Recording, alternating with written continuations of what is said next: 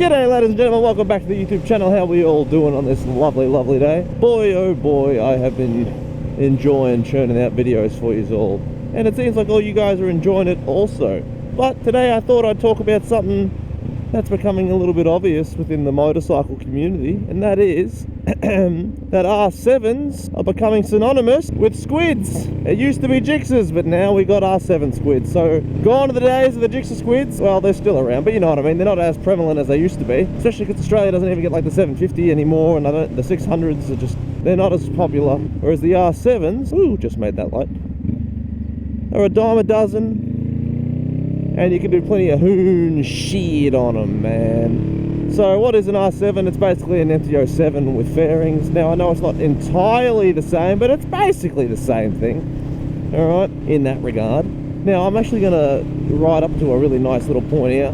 And I've forgotten to do my bloody chin strap again. For God's sake, I've seemed to forget my chin strap every single time I do the motovlogs lately. And I'm not happy about it because, well, it's just not safe, Jimmy. It's not good. It's not good. But yeah, R7s are, let's see, you can get them second hand that are only 2-3 years old for the same price I paid for this Rebel brand new, which is about $10,000, okay? Now, I don't know about you, but that's pretty good in terms of power. Now, I know that full power bikes tend to be a little bit cheaper than learner bikes when it comes to second hand markets because, well, someone's getting yelled at for being a learner over there. Well, there's more market for learner bikes. That's why when you go to these bike nights, there's a lot more learners around than there isn't in terms of bikes, not so much as licenses. But the R7 is a relatively affordable motorcycle. It doesn't come in too much to hurt the bank. It's not the world's most powerful bike. It's got, what, 77 horsepower or something like that, and 67 at the wheel. Like, it's not a breakneck speed motorbike by any stretch of the imagination. What it doesn't have in horsepower, it makes up with in torque. So it is a torquey beast. Okay. Ooh, let's sneak in through here because we can still. Woohoo! So obviously, because it's got that CP2 engine, it's running off the heart of the old MT-07. So if you know much about the MT-07, there's a reason they're so popular. A lot of people love them. Finally, they got some inverted forks and some love this year. It's taken long enough. God knows they needed it. A bit of an upgrade and a bit of a facial refresh. But dude, I tells you what, it's nice to see that the R7 is getting some love. Ooh, there's an R1 of all things. I can't compete with that thing no matter how much I try.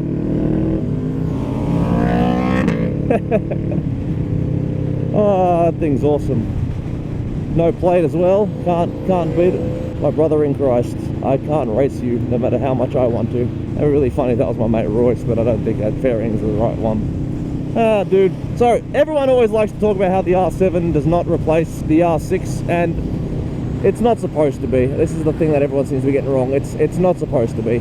The R9 is really where that R7 replacement's coming from, and it's a bit of a shame that everyone thinks so, because it really hurts the fact of the R7 early, because everyone's like, oh, it's not as fast as an R6. Well, yeah, just because the number is bigger doesn't mean that it's fucking faster, okay? Like, the R1 is the smaller number out of the group, and yet that's the fastest one out of them all. Like, an R15 ain't faster than an R1, that's for sure. It's such a asinine argument that they give it to make it seem shitter than it is, but it's just purely not what it's designed for. It's like an R6 is a sports born bike, okay? Whereas the R7 is more of a street-oriented motorcycle that did well in some races, I know that much. But the R9 is that more in-between motorcycle. So the R7, anyway, back to the topic at hand, plenty of torque. Now, what comes with torque? Lots of wheelies. So not only do the hoons love it for that cheap entry-level price, they can pop wheelies like there's no tomorrow. Now, the brakes aren't race brakes by any means, but you can still do some funky shit with them. So they're cheap, they're easy to get your hands on, they sound nice, they look good, and they can do dank wheelies like it's nobody's business. So why is it so popular with the learners, and not the learners, the hoons? Oh, you tell me, man. It's almost like you got all the pieces of the equation, and if you can't put 2 and 2 together, well, dog, it ain't my fault. 3, 2, 1, and green.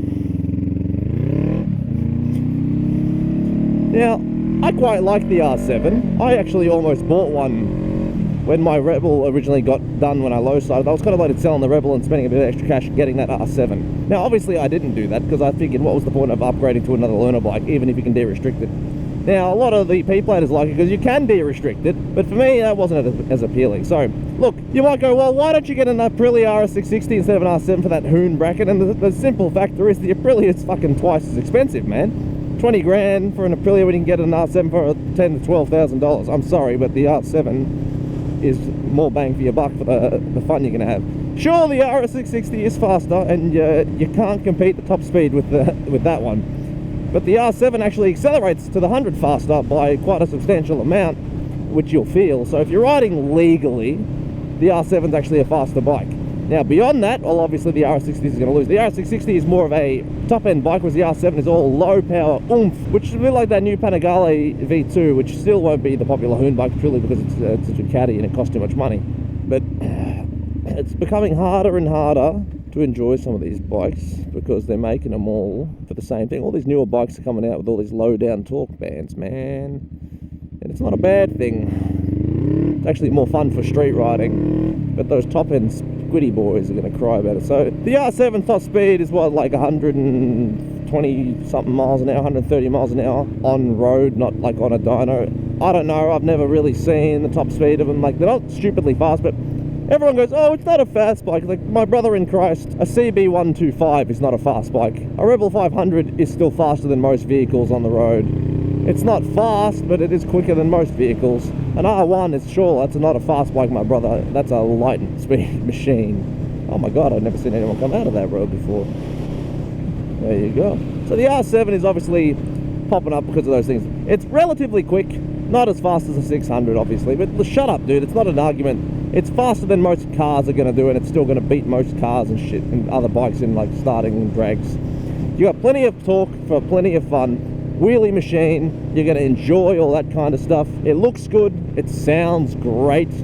It's honestly, it's more of a mystery if people aren't interested in that bike. And there's a lot of people who do shit talk the hell out of that motorcycle, and for good reason, and also non-good reasons. And what I've seen is most reasons, well, they're not good reasons. They're all just a bunch of shit. I've gone up that road before, and it just leads to a bunch of like homeless people's places. Not exactly what I expected from a park for people, but you know, such is the new area. So what we're going to do, I'm going to take you to this little place just over yonder, and it is where I'm going to end this video. Alright, it's a nice little park. In fact, I actually did a little what's the word I'm looking for, photo shoot down here. It looked quite nice actually. So we're just going to not crash because gravel be scary like that. Ugh. And I'm just going to park just over on this hill and have a look at beautiful, beautiful. Actually, if I came here a little bit later, it probably would have been a bit nicer, but what are you going to do about it? So let's go have a cheeky look at the view whilst we close off this video. Alright. Ugh. Tells you what, I find when I edit my videos, I actually end up cutting out a lot of my like grunting and sighing and whatnot because I do it so much. It's so weird and seems unnatural to me. But when you're recording, man, you just seem to do shit. It's really weird. But look how nice it is up here. This place, how good is that? What a nice area. I found this the other day. Like, I've already known this place existed. I've just never been here. So I decided to come up here and hold my boy. It is a beautiful looker. But yeah, man, that's my take on the R7 being a hoon bike. It's good for burnouts. It's good for wheelies. It's good for playing with it. It's good for stunts. So, of course, naturally, the squiddie boys are going to gravitate to it. So that's my take. If you have another take, do let me know down below in the comments and whatnot. And subscribe if you're new around here. So without further ado, take it easy, keep it cheesy, and have a wonderful, wonderful day. Peace, bye.